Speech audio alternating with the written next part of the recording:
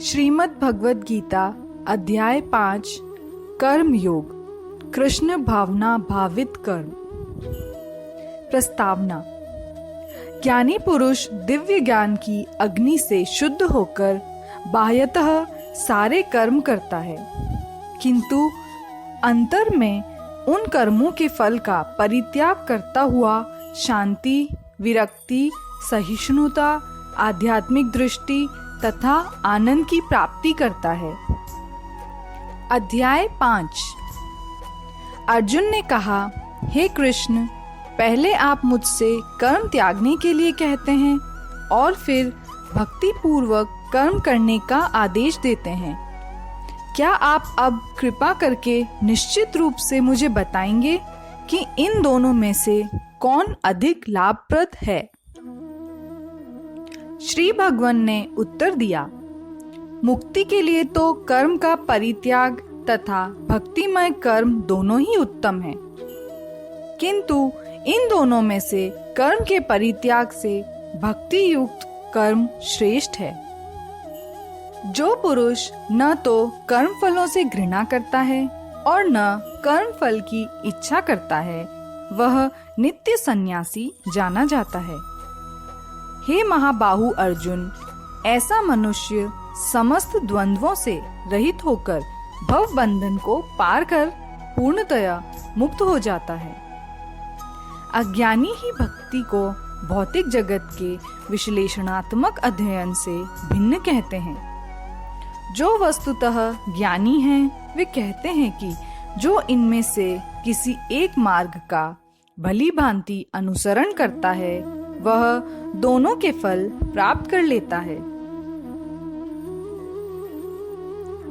जो यह जानता है कि विश्लेषणात्मक अध्ययन द्वारा प्राप्य स्थान भक्ति द्वारा भी प्राप्त किया जा सकता है, और इस तरह जो सांख्य योग तथा भक्ति योग को एक समान देखता है, वही वस्तुओं को यथारूप में देखता है। भक्ति में लगे बिना केवल समस्त कर्मों का परित्याग करने से कोई सुखी नहीं बन सकता, परंतु भक्ति में लगा हुआ विचारवान व्यक्ति शीघ्र ही परमेश्वर को प्राप्त कर लेता है। जो भक्ति भाव से कर्म करता है, जो विशुद्ध आत्मा है और अपने मन तथा इंद्रियों को वश में रखता है, वह सबों को प्रिय होता है और सभी लोग उसे प्रिय होते हैं। ऐसा व्यक्ति कर्म करता हुआ भी कभी नहीं बंधता। दिव्य भावनामृत युक्त पुरुष देखते, सुनते, स्पर्श करते, सूंघते, खाते, चलते फिरते, सोते तथा श्वास लेते हुए भी अपने अंतर में सदैव यही जानता रहता है कि वास्तव में वह कुछ भी नहीं करता। बोलते, त्यागते, ग्रहण करते या आंखें खोलते बंद करते हुए भी वह यह जानता रहता है कि भौतिक इंद्रियां अपने अपने विषयों में प्रवृत्त हैं और वह इन सब से पृथक है। जो व्यक्ति कर्म फलों को परमेश्वर को समर्पित करके आसक्ति रहित होकर अपना कर्म करता है, वह पाप कर्मों से उसी प्रकार अप्रभावित रहता है जिस प्रकार कमल पत्र जल से अस्पृश्य रहता है। योगी जन आसक्ति रहित होकर शरीर, मन, बुद्धि तथा इंद्रियों के द्वारा भी केवल शुद्धि के लिए कर्म करते हैं। निश्चल भक्त शुद्ध शांति प्राप्त करता है, क्योंकि वह समस्त कर्म फल मुझे समर्पित कर देता है। किंतु जो व्यक्ति भगवान से युक्त नहीं है और जो अपने श्रम का फलकामी है, वह बंध जाता है। जब देहधारी जीवात्मा अपनी प्रकृति को वश में कर लेता है और मन से समस्त कर्मों का परित्याग कर देता है, तब वह 9 द्वारों वाले नगर अर्थात भौतिक शरीर में बिना कुछ किए सुख पूर्वक रहता है। शरीर रूपी नगर का स्वामी देहधारी जीवात्मा न तो कर्म का सृजन करता है, न लोगों को कर्म करने के लिए प्रेरित करता है, न ही कर्म फल की रचना करता है। यह सब तो प्रकृति के गुणों द्वारा ही किया जाता है। परमेश्वर ना तो किसी के पापों को ग्रहण करता है, ना पुण्यों को, किंतु सारे देहधारी जीव उस अज्ञान के कारण मोहग्रस्त रहते हैं जो उनके वास्तविक ज्ञान को आच्छादित किए रहता है।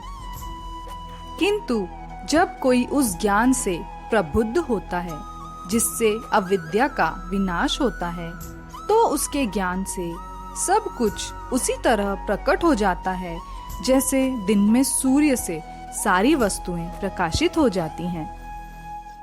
जब मनुष्य की बुद्धि, मन, श्रद्धा तथा शरण सब कुछ भगवान में स्थिर हो जाते हैं, तभी वह पूर्ण ज्ञान द्वारा समस्त कल्मश से शुद्ध होता है और मुक्ति के पथ पर अग्रसर होता है। विनम्र साधु पुरुष अपने वास्तविक ज्ञान के कारण एक विद्वान तथा विनीत ब्राह्मण, गाय, हाथी, कुत्ता तथा चांडाल को समान दृष्टि अर्थात समभाव से देखते हैं। जिनके मन एकत्व तथा समता में स्थित हैं, उन्होंने जन्म तथा मृत्यु के बंधनों को पहले ही जीत लिया है। वे ब्रह्म के समान निर्दोष हैं और सदा ब्रह्म में ही स्थित रहते हैं। जो न तो प्रिय वस्तु को पाकर हर्षित होता है और न अप्रिय को पाकर विचलित होता है, जो स्थिर बुद्धि है, जो मोह रहित है और भगवद विद्या को जानने वाला है, वह पहले से ही ब्रह्म में स्थित रहता है। ऐसा मुक्त पुरुष भौतिक इंद्रिय सुख की ओर आकृष्ट नहीं होता, अपितु सदैव समाधि में रहकर अपने अंतर में आनंद का अनुभव करता है। इस प्रकार स्वरूप सिद्ध व्यक्ति परम ब्रह्म में एकाग्रचित होने के कारण असीम सुख भोगता है। बुद्धिमान मनुष्य दुख के कारणों में भाग नहीं लेता, जो कि भौतिक इंद्रियों के संसर्ग से उत्पन्न होते हैं। हे कुंती पुत्र, ऐसे भोगों का आदि तथा अंत होता है, अतः चतुर व्यक्ति उनमें आनंद नहीं लेता। यदि इस शरीर को त्यागने के पूर्व कोई मनुष्य इंद्रियों के वेगों को सहन करने तथा इच्छा एवं क्रोध के वेग को रोकने में समर्थ होता है, तो वह इस संसार में सुखी रह सकता है। जो अंतःकरण में सुख का अनुभव करता है, जो कर्मठ है और अंतःकरण में ही रमण करता है तथा जिसका लक्ष्य अंतर्मुखी होता है, वह सचमुच पूर्ण योगी है। वह परम ब्रह्म में मुक्ति पाता है और अंततोगत्वा ब्रह्म को प्राप्त होता है। जो लोग संशय से उत्पन्न होने वाले द्वैत से परे हैं, जिनके मन आत्म साक्षात्कार में रत हैं, जो समस्त जीवों के कल्याण कार्य करने में सदैव व्यस्त रहते हैं और जो समस्त पापों से रहित है, वे मुक्ति को प्राप्त होते हैं। जो क्रोध तथा समस्त भौतिक इच्छाओं से रहित हैं, जो स्वरूप सिद्ध आत्म संयमी हैं और संसिद्धि के लिए निरंतर प्रयास करते हैं, उनकी मुक्ति निकट भविष्य में सुनिश्चित है। समस्त इंद्रिय विषयों को बाहर करके, दृष्टि को भौहों के मध्य में केंद्रित करके, प्राण तथा अपान वायु को नथुनों के भीतर रोककर और इस तरह मन, इंद्रियों तथा बुद्धि को वश में कर जो मोक्ष को लक्ष्य बनाता है, वह योगी इच्छा, भय तथा क्रोध से रहित हो जाता है। जो निरंतर इस अवस्था में रहता है, वह अवश्य ही मुक्त है।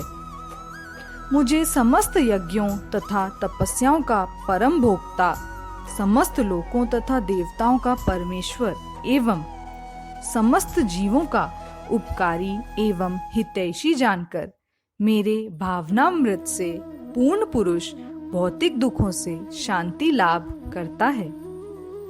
इस प्रकार श्रीमद् भगवद गीता के 5वें अध्याय कर्म योग, कृष्ण भावना भावित कर्म का तात्पर्य पूर्ण हुआ। धन्यवाद।